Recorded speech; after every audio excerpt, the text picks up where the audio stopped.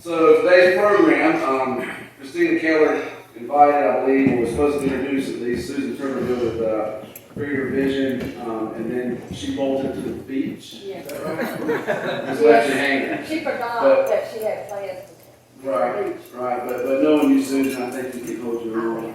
Many of you in this room know you, and I know that Rotary, our club, has sponsored some of the initiatives that you're involved in. We appreciate what you're doing, and we're excited to have you come on up and just kind of tell us a little bit about what's going on. Susan Turbeville. Thank you so much for having me here today.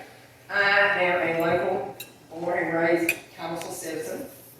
I'm happy to say, and I've ever moved from the house I lived in 2 miles, so I've never gone very far from my home.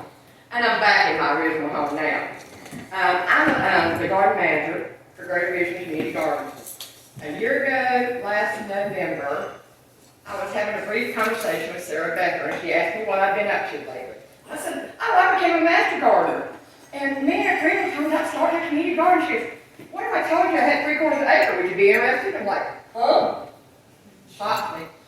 But that's where the dream started. Last year we started small with a 20 by 90 plot.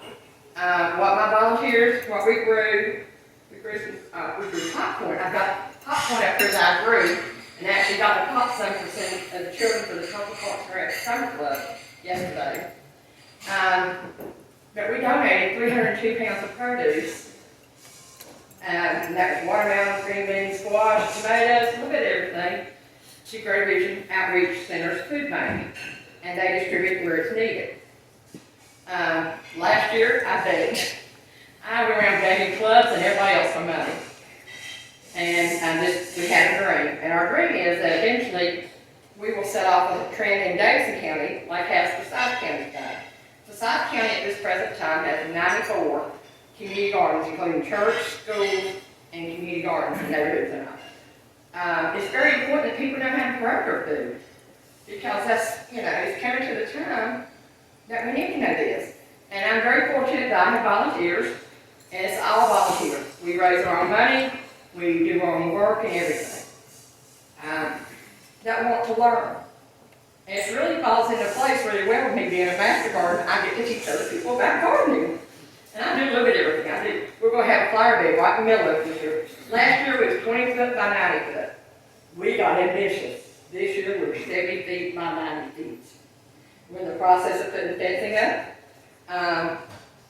Like Jared said last year, y'all did donate some money to our cause, and we very appreciate it because it helped tremendously.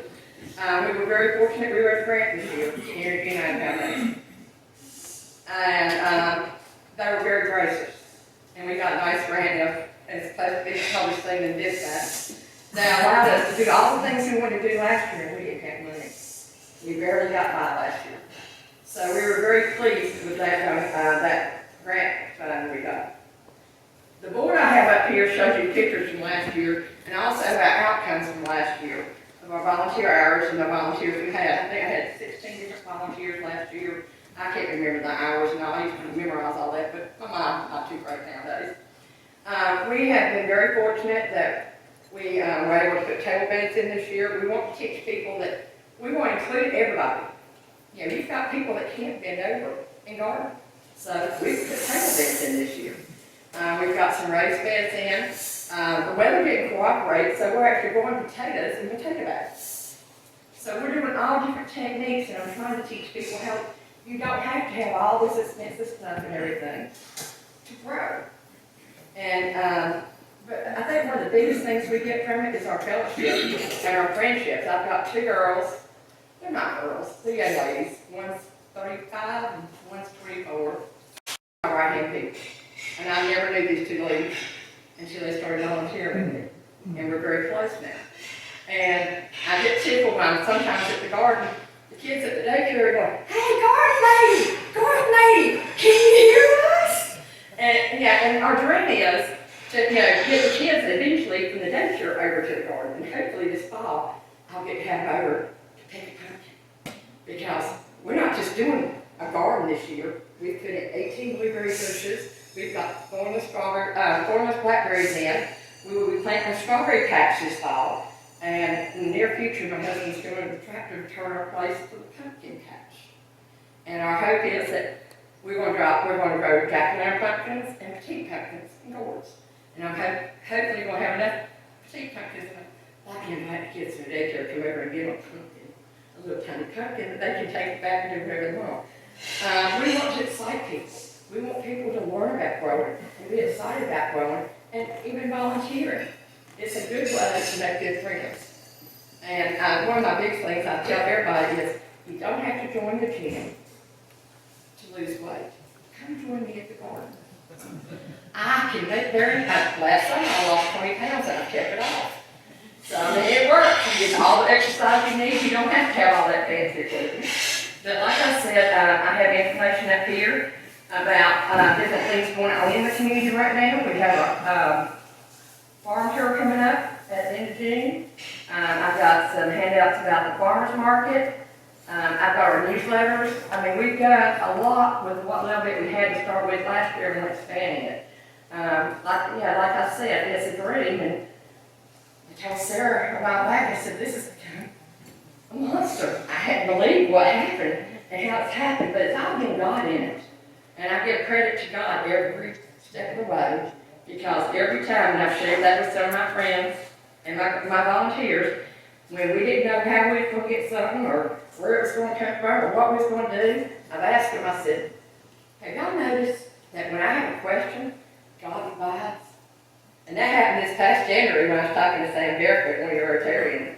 I told him, I said, we got a grant, we're going to put a hoop house up. And I was thinking the night, well, how in the heck am I going to build a hoop house? I know nothing about it. He goes, why are you going to build a hoop house? I got a greenhouse, nobody's using, use it. And we have. We have started a lot of our plants that we're getting ready to put in the garden this year.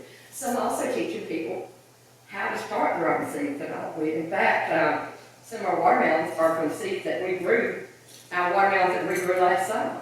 So we're teaching all aspects of how you can do this and how it can be successful without winning a lot of money. And I do appreciate all of our Rotarians' help they were last year. And anything I want to do this year, you can too. But like I said, you're free to have information. I do have my cards up here about the community garden. That if you need to contact me, we welcome all volunteers. Anybody, everybody's welcome. And we're trying to make it as inclusive as possible. And anybody can be there. Any questions? Yes. What's the difference, like, in the field between popping corn and corn? Okay, there's 4 different kinds of corns, and I have all this with me. Corn is regular corn. Popcorn is a different brand of corn, and you actually grow it on a stalk, and these are pictures. Popcorn is about 8 to 12 months crop, because you grow it. And once you grow it, you gotta let it dry out. And then you have to take it off the top. So you have to let it dry 6 to 8 months to get that moisture out before you pop it. But you have sweet corn, you have red corn, you have flint corn, and you have popcorn. So there's 4 different varieties of corn. And this is a jar of popcorn, and I've got a small bag in the house, and I left some of it on the thing so people could see. Yeah, I actually had one of the workers at Greater Vision ask me, is that really how you grow popcorn? I'm like, yes, that's it is. And he was just amazed because so many people think popcorn is just corn that you let dry out, and it's not. You've got different varieties of corn you use for different things. Yes? Susan, I have like a yard that's, well, needs some work, but I also have extra stuff, like maybe, you know, that the ground cover or pots. Is there anything that you would like that we would have? Because I'm sure other people in their yards have. We will take anything anybody wants to give us a little time. What would you like? Give us some ideas so I can, you know, I'm actually going to bring you my junk. Well, yeah, you need to tell your friend at well, you know, hopefully next year we're going to actually start our flowers early and actually sell flowers and all this. Right now, I'm putting down landscaping fabric on most of the garden. Okay, so that would be good. That's something, if you have extra, you don't need it. You got extra pines on. You gave me perlite from Fancy Pines this morning. Anything like that, that's in, you know, still in the bags and all, that's not been contaminated, is great for us. Okay. Yes? Perhaps you said, where is this from? It is next to Greater Vision Outreach Center on, at 11 Parkview Road, on Baptist Children's Home campus. Baptist Children's Home's been great to us. Sarah started the conversation, we had our conversation, she wrote the proposal to the board, in a month, they gave us unanimous approval, and I've been there ever since. Any other questions? All right, thank you, Susan.